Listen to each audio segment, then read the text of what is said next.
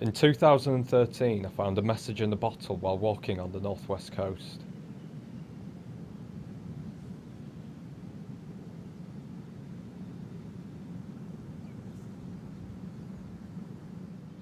My imagination was captured, so I decided to dig deeper and see what I could discover.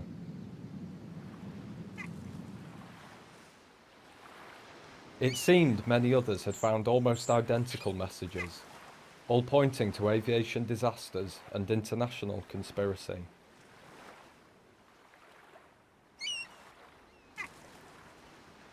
I soon lost interest, but the strange occurrence stayed in the back of my mind. Every now and then I would check for developments, but to no avail.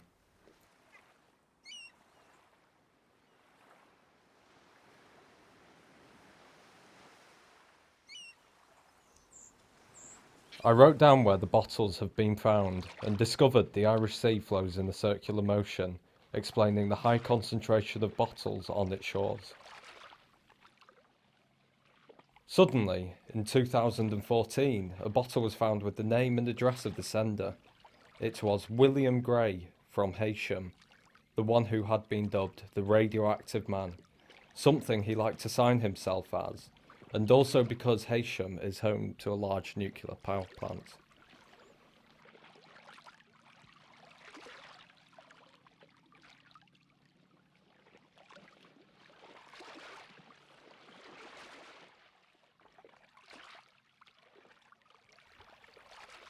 I had built up a picture in my mind from what I'd learnt about this mystery, reading the theories of other finders and discussing it with my family and friends. There's some references. I think there's something about Margaret Thatcher and submarines and things like that. And it seems like, I don't know, one of those people that you think believes in aliens and stuff like that. As I stood nervously outside the residential home, I wasn't sure who to expect. Would I even meet him? Why does he send out such bizarre messages? The strange sets of dates and events seemed to link together, but no clear conclusion could be made. In an age of internet connectivity, messages in bottles seemed like a perfect way to attract attention. After a wait that seemed like forever, I finally met William. Bloody hell. Well, you know, the big story is hidden behind this one. I put this one out in order to gain attention. You know, the story, I say, started in 1984 when I was working in this factory on Heathrow Airport. The company's mentioned on their flight form. It was a trivial little thing that blew up and blew up and blew up and blew up and blew up, and they're still blowing up. Yeah.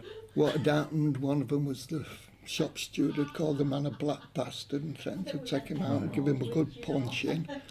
And then there was another thing about racial prejudice on the factory. So I thought, I've got you, sods, I'm going to get you on that. And the branch is bound to get rid of the steward and support me. And that was naive of me, and I goes to this meeting at Merton. It was the TAS trade union, it was the branch offices of TAS.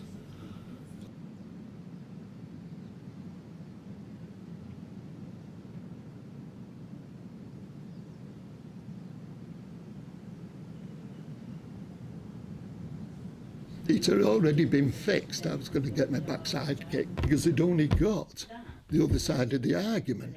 They'd not got my side of it. I started to sense something odd, but I couldn't put my finger on it. What I said, especially as it's colour prejudice, to the branch committee. It doesn't make sense. That doesn't, you know, he's so stupid. That's the only way I could make sense of the situation at that time.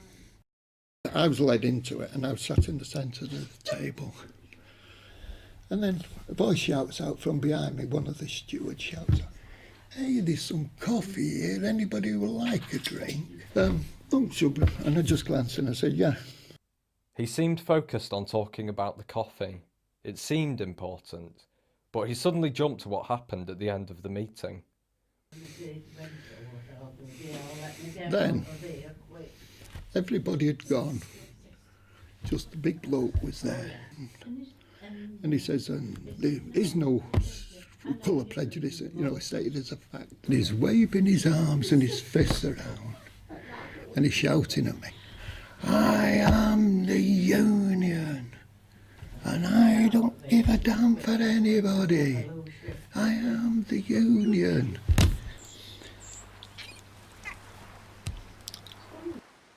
I was just hearing these words coming at me. Just not an ounce of feeling in me. My head was frozen.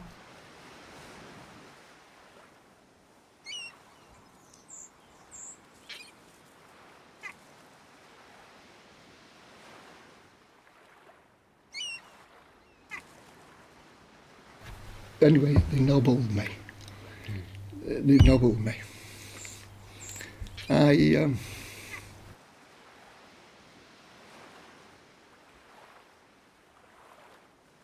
The following day, as I say, I started to realise what had happened.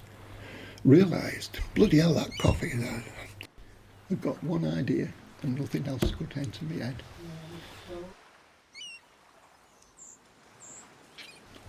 They was playing little tricks, mind games with me.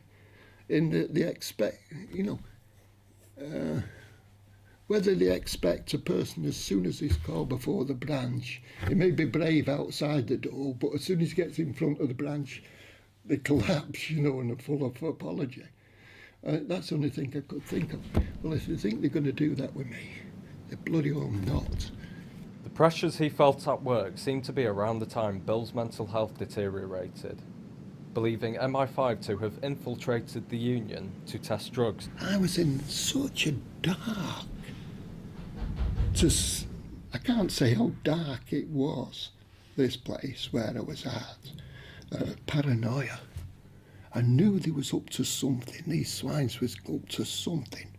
I didn't sleep for 13 days. And when you go for 13 days without sleep, I didn't sleep, I didn't rest, I was constantly marching up and down my flat, really out of my head, writing to Maggie Thatcher and doing all sorts of crazy things, and completely broke down. And I say, when you've not slept for 13 days, believe me, the world can become a very crazy place.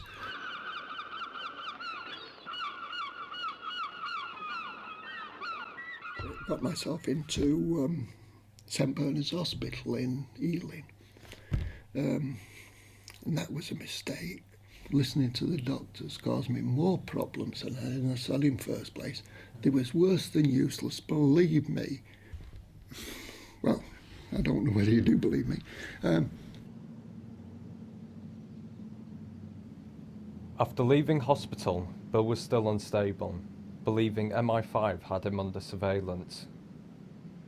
I wondered if he had stumbled upon a conspiracy like John Nash from the film A Beautiful Mind, carefully piecing together randomly occurring patterns between various dates and events. Bill was attempting to prove the following theory. During the later half of the 20th century, the French Concorde team knew Russian industrial spies were planning to steal blueprints to the plane design, and so they circulated fakes which had rumouredly led to air disasters such as Tu-144, dubbed Concordeschi. Oddly enough, Concorde later suffered its own air disaster, just after Putin took office in 1999.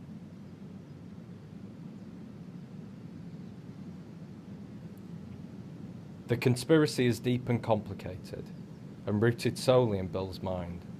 He seemed confused and said he was having an off day, so I decided to come back another time.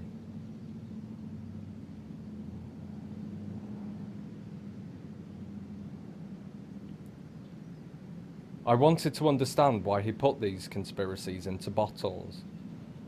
The separate deaths of his mother and sister in Manchester led him to Haysham, and he started casting out the bottles in 2007.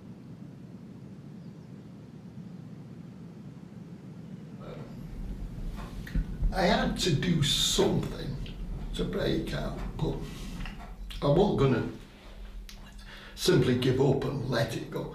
But what do I do? Well, I've got to see there, throw bottles in the sea.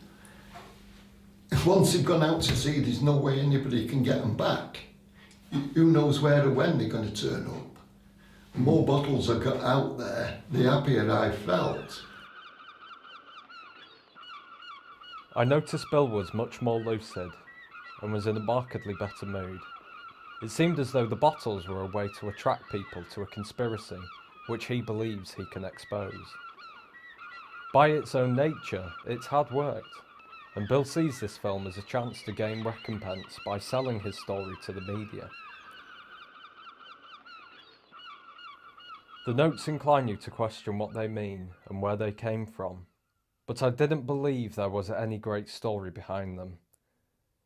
I asked how he could make sense of what happened. I can only trying to make sense of what happened. It's a stupid thing to have happened, so how can I make sense of it? Go into hospital, go through a mental hospital, go through all the grief, and then forget about it.